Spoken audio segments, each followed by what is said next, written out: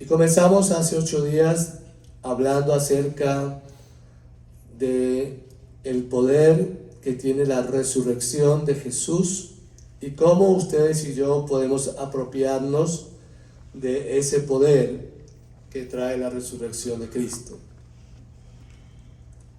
¿Cómo vivir en el poder de la resurrección?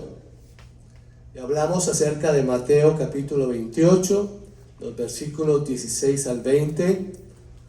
Esos versículos nos recuerdan 4 cosas.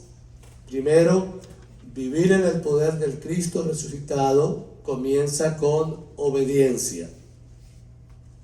Si no hay obediencia, mis hermanos o hermanas o amigos que nos visitan, en el reino de Dios, en el reino de los cielos, no hay nada. Porque la obediencia es la clave para tener una relación personal con Dios, con los semejantes y con su propia gente. Vivir en el poder del Cristo resucitado comienza con adoración. Es adorar al Todopoderoso, al Dios que levantó de los muertos a Jesús. Porque Jesús se le dio un nombre que es sobre todo nombre, en el cual toda boca confiesa que Él es el Señor y toda rodilla se dobla ante su señorío y majestad. Vivir en el poder del Cristo resucitado comienza con una vida de sumisión. Yo me humillo ante ti para que usted me use a tu servicio. Y vivir en el poder del Cristo resucitado comienza con el propósito de obedecer, de adorar y someter nuestra vida a Cristo poderoso para cumplir un propósito de ir y hacer discípulos, reproducirse en otras personas su fe. Cristo Jesús dejó una comisión y la comisión es: vayan, anuncien este evangelio, hagan discípulos, reproduzcan su fe en otras personas y esas personas lleguen a ser parte de la iglesia, del pueblo de Cristo Jesús en la tierra. Y concluimos que estos 4 pasos o lecciones bíblicas de Mateo 28, 16 al 20 son las cosas que necesitamos hacer. Hoy reflexionamos acerca de la segunda visita del Cristo resucitado a sus discípulos. Si ustedes van conmigo al Evangelio de San Juan, tienen sus Biblias o tienen un laptop o tienen un teléfono celular inteligente, abren en la Biblia y van al Evangelio según San Juan, capítulo 20, desde el versículo 24 hasta el versículo 29.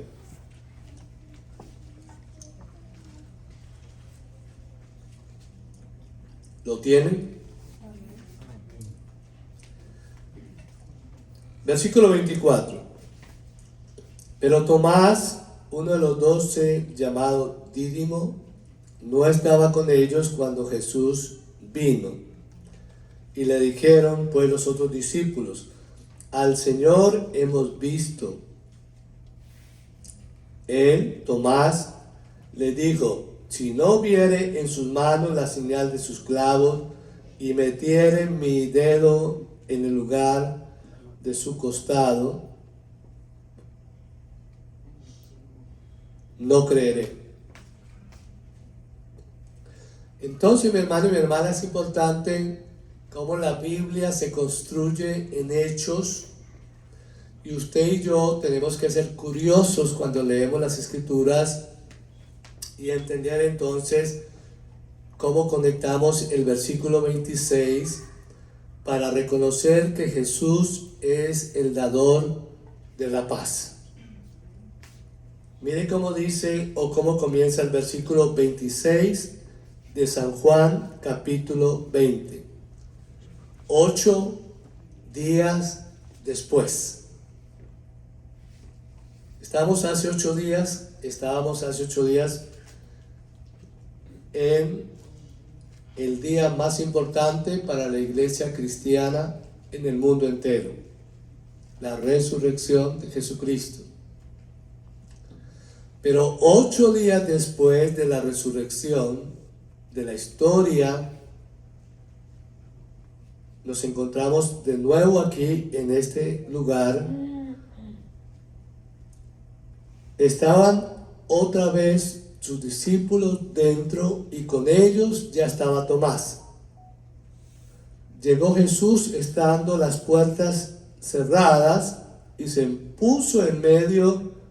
¿Y cuál fue el saludo que les hace de nuevo? Paz a vosotros. Paz a vosotros es el saludo que Jesús dirige a sus discípulos y hoy a nosotros. Paz a pesar de los miedos, a pesar de las puertas cerradas, de la incertidumbre, en todo momento, para todos, paz. En nuestra época, mis hermanos y mis hermanas, llenas de inquietud y temores, todo el mundo ansía la paz. Ustedes saben, mis hermanos y mis hermanas, que en los países del Oriente, ya sea Oriente Norte, Oriente Medio, Oriente Sur, los pueblos árabes, incluyendo a Israel, ¿cuál es el saludo habitual de ellos? Shalom. ¿Qué significa? La paz sea con ustedes. Esa es la traducción de Shalom del hebreo. Irónicamente, son los que menos experimentan la paz, ¿sí o no?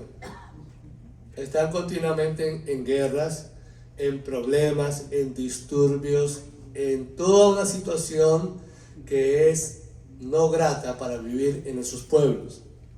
Solo cuando Jesucristo posee nuestros corazones podemos tener verdadera paz.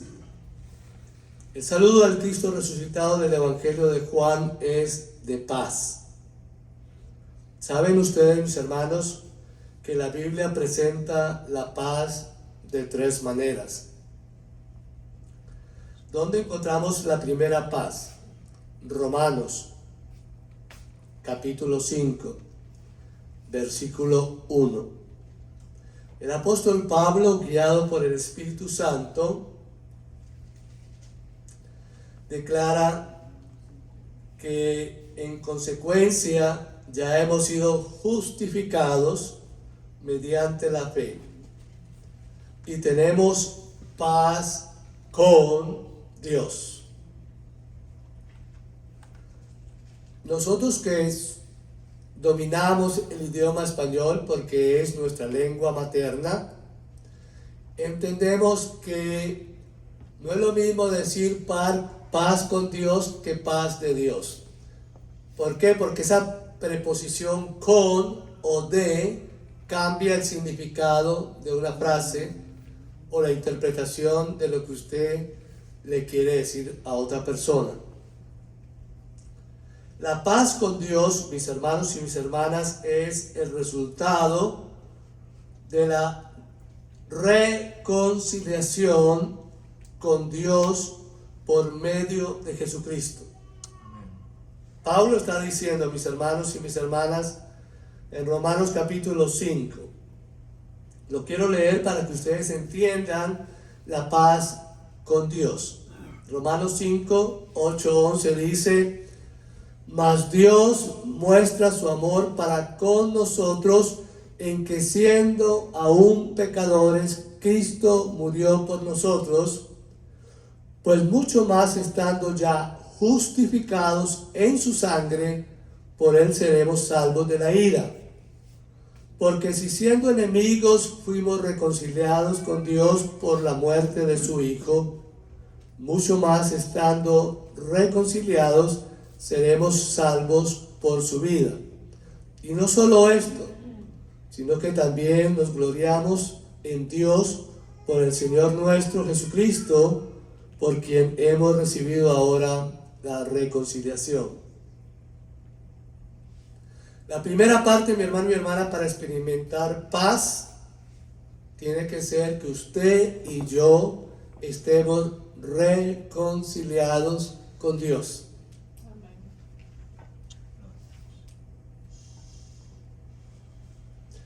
Porque es muy fácil hablar allá afuera, ay, shalom, ay, la paz sea contigo. Y la persona que lo está diciendo no sabe quién es Dios, no sabe quién es Jesucristo. O sea, en otras palabras, es una persona que está usurpando algo que no sabe y que no vive, que no experimenta. Y la mayoría de nosotros, mis hermanos, somos así. Decimos cosas sin sentido. Suena bonito, pastor. Ay, como suena bonito el shalom en la boca de mi hermana y de mi hermano. Pero no es que suene bonito, es que se haga una realidad. Que realmente cuando usted bendice a alguien, lo haga con todo su ser, porque quiere el bien para esa persona. Cuando usted le dice a otro, te deseo la paz de Dios, la paz con Dios, la paz interna en tu alma, es porque usted quiere que ese hombre o esa mujer, ese compañero, ese esposo, esa esposa, ese hijo, esa hija, vivan en la calma que Dios ha puesto en medio de las tormentas. La paz con Dios entonces significa reconciliación con Él. Esa paz con Dios produce una sensación de bienestar y confianza. La segunda paz, mi hermano y mi hermana, usted lo encuentra en Filipenses, capítulo 4, versículo 7. Nuevamente Pablo está usando por medio del Espíritu Santo el conocimiento que tiene de estas verdades. Y por eso les pido que abran sus Biblias y la tengan abierta para que comparen que Romanos capítulo 5, versículo 1, usted puede ver ahí la paz con Dios. Y en Filipenses ustedes van a ver que comienza diciendo en el versículo 4, capítulo 4, versículo 7, y la paz de Dios, que sobrepasa todo entendimiento, guardará vuestros corazones y vuestros pensamientos en Cristo Jesús. A través del Cristo resucitado recibimos la paz de Dios. Este es uno de los mensajes más valiosos de la resurrección de Jesús. Paz a vosotros. Muchos cristianos tienen paz con Dios, pero no experimentan la paz de Dios en sus vidas. La paz de Dios es el regalo a los creyentes cristianos y se presenta cuando caminamos en obediencia a su voluntad para nuestra vida. Ejemplo, ¿cuántos de nosotros, mis hermanos, podemos recibir una herencia, dinero, y nos podemos contentar con tenerla sin ponerla a producir? Nos volvemos conformistas, llegando muchas veces a gastar ese dinero y muchas veces quedarse sin nada de nuevo. Igualmente con la paz. Nos conformamos con la primera paz, con la paz con Dios, sin desear experimentar la segunda paz, la del Cristo resucitado. Esto es clave, mi hermano y mi hermana. Muchos de ustedes dirán, pastor, es una filosofía muy bonita, eso suena teóricamente muy lindo, pero en realidad, ¿eso es práctico? Sí, mi hermano, es práctico. La mayoría de gente religiosa cree que Jesucristo es el Señor. Y muchos de ellos quizás le creen y le confiesan como su Señor y su Salvador personal. Pero al no obedecerlo, al no cumplir con sus leyes y sus mandamientos, al no hablar de Cristo a otros hombres y mujeres que lo necesitan escuchar para que sus vidas sean transformadas y se llenen de la paz interior que tiene Cristo para cada hombre y mujer en la tierra, se vuelven personas en las cuales no experimentan de verdad la paz de Dios. Y esta paz de Dios, mi hermano y mi hermana, es la que se perdió con Adán y Eva al perder la relación con Dios Padre, Dios Hijo y Dios Espíritu Santo en el Edén. Cuando ustedes leen Génesis capítulo 3, los versículos 8 al 10, ¿qué fue lo primero que les faltó a Adán y a Eva cuando pecaron? Cuando desobedecieron. Se escondieron y se cubrieron después de que andaban desnudos delante de Dios, y no había problema porque en ese entonces no había maldad, no había nada, y toda la generación andaba desnuda, no había problema porque se veía muy normal y no había pecado. Pero la desobediencia descubre el pecado, y el pecado hace que el ser humano vea las cosas no de la perspectiva del Dios creador, sino desde un corazón y una mente dañina de pecado en nuestra vida. Y entonces se cubrieron, y lo primero que sintieron fue temor, porque Dios los llama: Adán, Eva, ¿dónde andan? Ay, no, tuvimos miedo y nos escondimos. ¿Pero por qué tuvieron miedo, viejo? Bueno, la mujer que me dio, ¿qué pasó con la mujer? No, ella comió del árbol y me dio de comer del que tú me dijiste que no comiera. Bueno, han pecado, han desobedecido. Qué pena con ustedes. Pero a partir de hoy no hay una relación conmigo, ni con el Hijo, ni con el Espíritu, porque ustedes se han vuelto personas inmundas, pecadoras. Y de ahí, mi hermano y mi hermana, es que se perdió la comunión con Dios, y al perder la comunión con Dios, usted y yo podemos perder la paz de Dios. ¿No nos pasa a menudo que cuando nosotros cometemos un pecado deliberado, que sabemos que es negativo y que ofende la comunión con Dios, usted y yo sentimos que el corazón empieza a palpitar más de lo que es, ¿verdad? Una taquicardia. ¿Pero por qué tiene taquicardia? ¿Por qué tiene temor? Porque ha pecado. Ha perdido la paz de Dios. Porque la paz de Dios sobrepasa ¿qué? Cualquier situación, mi hermano. Lo dice la palabra, sobrepasa la mente suya, el entendimiento mío. ¿Cómo puede lograr que yo en medio de un huracán esté durmiendo? ¿A usted no le ha pasado eso? Yo sí, mi hermano y mi hermana. Viene el huracán que sea, yo pongo los charos, yo cierro las puertas, me arrodillo ante Dios y digo: Señor, tú calme la tempestad, y yo me acuesto a dormir con mi esposa y dormimos. Y si al otro día no nos levantamos, si se ha caído la casa, se cayó. Pero yo estaba tranquilo en medio del huracán. Que se haga lo que Dios quiere.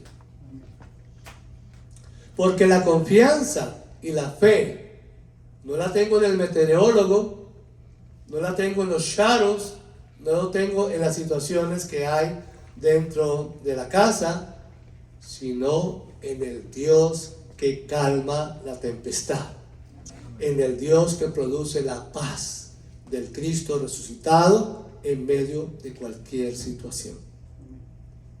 A través de los siglos, las generaciones han buscado por todos los medios posibles hallar la paz y no la encuentran. El siglo pasado, mi hermano, donde usted y yo vivimos, aunque no somos tan viejos, ¿sí o no? Pero muchos de ustedes son del siglo XX. Ahora no me van a decir, ay, pastor, mire la cédula. No, la tarjeta no. Así haya nacido en 1999, usted es del siglo pasado. Lo siento. Y desde el siglo XX hacia acá se distinguió por el esfuerzo hecho de todos los gobiernos por firmar tratados y convenios de paz, los cuales no han servido de nada, mi hermano y mi hermana. Ahí tenemos una guerra allá en Ucrania, un país como Rusia invadiendo Ucrania, y ustedes y yo somos testigos de los desmanes, de los destrozos, de la maldad de un gobierno destruyendo literalmente todo un país y ciudades y desplazando millones de hombres y mujeres y matando a cientos de ellos. ¿Y qué hace la Organización de Naciones Unidas, ONU? Nada, porque sus tratados no valen nada. Porque no tienen autoridad y no tienen poder para decirle al gobierno de Rusia, párate acá, y no manda un cohete más a ese lugar, porque todos son cortados con la misma tijera. Se demuestra entonces que la paz no es de la tierra, que la paz es de Cristo resucitado, y que Él es el que tiene el portador. Cuando los gobiernos de la tierra y cuando los pueblos de la tierra nos arrodillemos ante la presencia del Cristo resucitado y le pidamos su intervención, entonces no habrá guerra en ese lugar. Y volverá la calma, y volverá la reconstrucción, y volverán los países a calmarse. Mientras que no busquemos al Cristo resucitado y le pidamos su paz, porque Él es el dador de la paz, usted y yo seguiremos viendo lo que está pasando en Ucrania y puede pasar en otros países. Jesús, mi hermano y mi hermana, como ustedes saben, muere en la cruz del Calvario, y lo primero que hacen los discípulos es angustiarse, tener miedo. No entendieron la enseñanza de Jesús, que les había dicho, oye, yo tengo que pasar por ahí, yo tengo que ir a Jerusalén, yo tengo que morir en la cruz del Calvario, yo tengo que ser sepultado en un sepulcro, pero yo vuelvo a estar con ustedes, yo resucito. Pero los judíos no comprendían todavía eso. Como muchos de nosotros no comprendemos todavía las Escrituras, porque falta algo en nosotros. Y la presencia del Espíritu Santo, que es el que redarguye, el que enseña, el que revela, el que enseña la verdad y nos dice, esto es cierto. Cuando usted tiene el Espíritu Santo contigo, la palabra de Dios es revelada por el Espíritu de Dios. Y usted entiende las Escrituras. ¿Para qué las vas a entender? Para obedecerla. Y para hacer de las Escrituras y de la relación con Jesucristo un estilo de vida. Mi hermano y mi hermana, el cristianismo no es religión. El cristianismo es una forma de vida, es un estilo. Usted es un hombre, una mujer cristiana, porque vive dentro de los valores, vive dentro de la moral, dentro de la ética cristiana de amar a Dios, amar al prójimo como te amas a ti mismo. Esa es la ética. La base es el amor, y ese amor es el que nos falta todavía a nosotros. Por eso, mi hermano y mi hermana, cuando Jesús se presenta ya resucitado, ¿dónde estaban los discípulos según el Evangelio? Encerrados, con puerta y con candado, con temor. Cuando tocaban la puerta, ahí mismo brincaban. ¡Ay! Vinieron los soldados por nosotros. ¿Sí o no? Ya nos van a crucificar también. Y entonces ahí mismo, mi hermano y mi hermana, Jesús, como ya tiene el cuerpo glorioso, ese cuerpo que entra sin abrir la puerta, se presenta en el medio de ellos, Y sabiendo la necesidad de ellos, ¿cómo los saluda? Supliendo la necesidad. Paz a vosotros. Quita el miedo, viejo. Quita el terror que tienen. Yo les dije que esto iba a pasar. Yo les dije que iba a resucitar. Aquí estoy conforme a la promesa, conforme a las escrituras, conforme a la profecía. Y entonces se alegraron. ¡Wow! Y empezaron a adorarlo. Y dijo, ¡wow! Sí, es Jesús, es el Maestro, es el Señor. Pero faltaba uno, ¿sí o no? ¿Dónde estaría Felipe? Yo no sé si lo mandaron a buscar comida o a espiar allá afuera. Mira a ver el cabezón, si de pronto vienen los soldados y nos chiflan. Pero no estaba en la primera visita de Jesús. Pero viene Felipe y entonces le dicen, ¿sabes qué? El Cristo resucitado está con nosotros. Jesús de Nazaret vino, estuvo aquí, nos mostró sus clavos, nos mostró y ahora está santificado y nos está hablando de una paz que nos quita el miedo, de una calma que nos hace vivir seguros y tranquilos en medio de la tormenta. ¿Y qué hace Felipe? No, viejo, si yo no veo los clavos, yo no meto nada. A mí no me convencen ustedes. El cuento de ustedes no lo creo hasta que no lo vea. 8 días después, Felipito estaba encerrado con ellos y se presenta a Jesús de nuevo. Y dice, Felipe, viejo, mira, mete aquí tu mano. Y metió la mano y traspasó el hueco y dijo, wow, sí, tiene el hueco ahí. Meta la carne, me tiraron la espada. Oh, está todavía la herida ahí, sí. Soy yo, Jesús. Pero mire, mi hermano y mi hermana, lo que ustedes y yo, o lo que los otros discípulos no hicieron cuando vieron a Jesús, y es que Felipe, mi hermano y mi hermana, descubre una de las doctrinas más maravillosas del cristianismo, y es que Felipe le declara, Señor mío y Dios mío. Ah, porque me viste, Felipe. No, yo necesitaba la confirmación de mi fe, y la confirmación de mi fe es tu presencia, es saber que usted vive y que usted reina. Hermano, la mayoría de nosotros necesitamos confirmaciones. La confirmación suya y mía se necesita. Muchas veces nosotros criticamos, muchas veces nosotros juzgamos por apariencias. Pero no, el hermano o la hermana que pregunta en un estudio bíblico no es porque es ignorante o porque le falte la fe, es porque quiere confirmación, es porque quiere tener una palabra que le dice amén, eso yo lo sé, eso yo lo vivo, eso yo lo experimento. Y Felipe necesitaba la vista, la presencia de su maestro resucitado para decirle, tú eres mi Señor, tú eres mi Dios de aquí en adelante para siempre. Y eso vale la pena.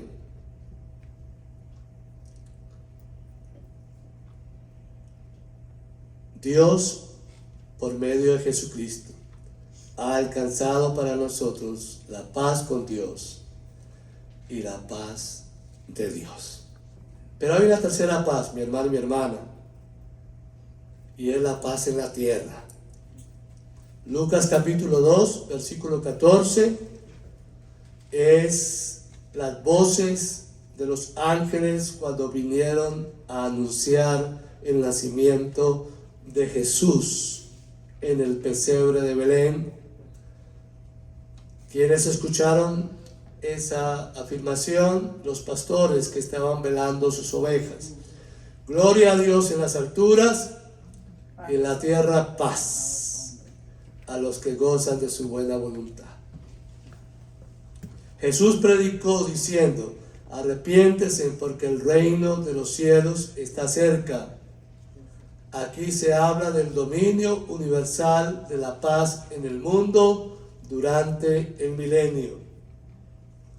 Mire, mi hermano y mi hermana, que Isaías capítulo 11, cuando usted escucha lo que dice esta profecía, usted lo va a vivir y yo lo voy a vivir en el milenio. Pastor, ¿qué es el milenio? El milenio es que cuando la iglesia sea arrebatada y aquí en la tierra se siga produciendo la gran tribulación, la violencia, la revelación de Satanás como lo más oprobioso y lo más molesto del mundo, cuando Satanás es tomado de nuevo y llevado a los infiernos con sus ángeles y puesto 1000 años en esclavitud nuevamente y en cárcel, Cristo desciende con los redimidos y con la gente que ha quedado en la tierra para establecer el reino de Dios en la tierra. Y habrá un milenio. No sabemos si serán los 1000 años que nosotros conocemos. No lo sé y no me pregunten. Pero usan la palabra milenio. Y miren lo que sucede en el milenio. Capítulo 11 de Isaías hasta el 9. Saldrá una vara del tronco de Isaí y un vástago retoñará de sus raíces. Y reposará sobre Jesús el Espíritu de Jehová, Espíritu de sabiduría, de inteligencia, de consejo, de poder, de conocimiento, de temor de Jehová. Y le hará entender diligente en el temor de Jehová. No juzgará según la vista de sus ojos, ni arguirá por lo que oigan sus oídos, sino que juzgará con justicia a los pobres y arguirá con equidad por los mansos de la tierra, y herirá la tierra con la vara de su boca, y con el espíritu de sus labios matará al impío. Y será la justicia cinto de sus lomos, y la fidelidad ceñidor de su cintura. Morará el lobo con el cordero, y el leopardo con el cabrito se acostará. El becerro y el león y la bestia doméstica andarán juntos, y un niño los pastoreará. La vaca y la osa pacerán, sus crías se echarán juntas, y el león como el buey comerán paja.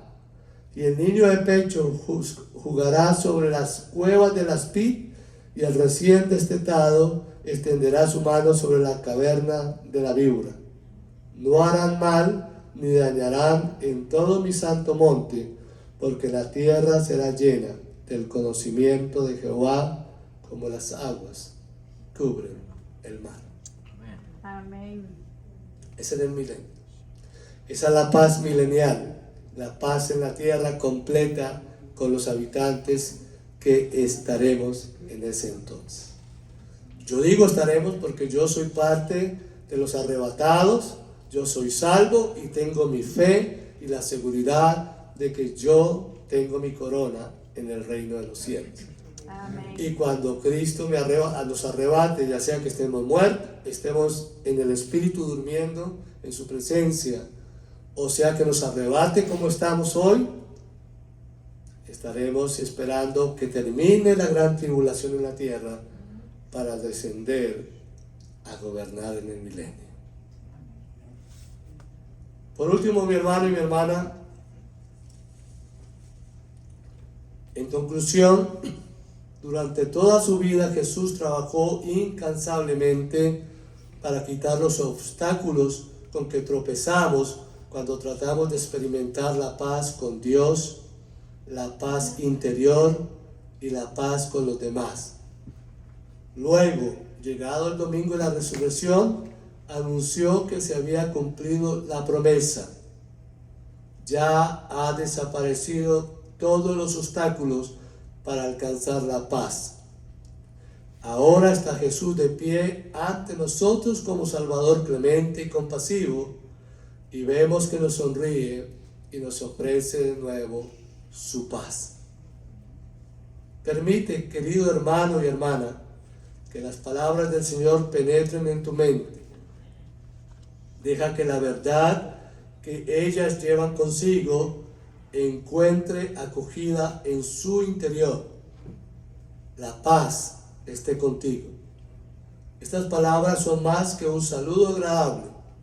Es una promesa y un regalo que Dios omnipotente te quiere dar a ti. Recíbelo y disfrútalo. ¿Cuánto lo creen? Amén. Hermano, mi hermana, como dije al comienzo, si a usted le dan a escoger entre dinero y entre una paz permanente, ¿qué usted elegiría? La paz. No hay como la calma, mi hermana. No hay como la tranquilidad. No hay como la paz.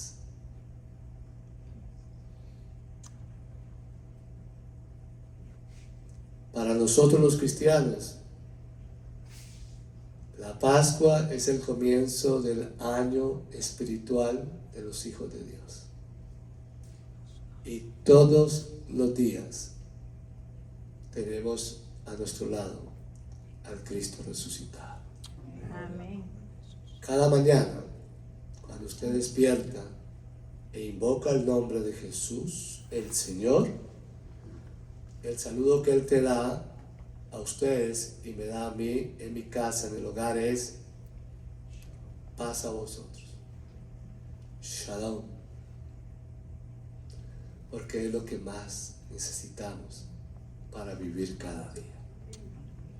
Amado Rey Jesús,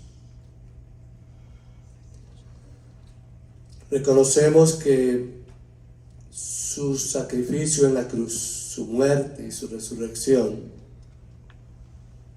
nos ofrecen a nosotros vida y vida eterna. Pero mientras estemos en la tierra, nos ofrece uno de los elementos más maravillosos que todo hombre y toda mujer anhelan y desean tener y experimentar, y es la paz de Cristo, la paz con Dios, la paz interior. Por eso esta tarde tú me has dejado y me has dado el permiso de volver a analizar estos versos de la Biblia y encontrar en ellos un mensaje que nos ayuda a nuestra fe.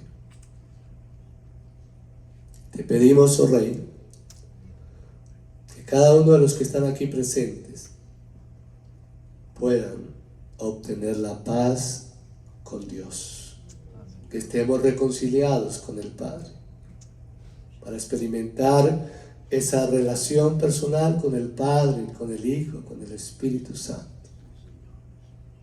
Pero que no nos quedemos ahí, que avancemos para experimentar la paz de Dios, esa paz que sobrepasa el entendimiento humano, la razón humana,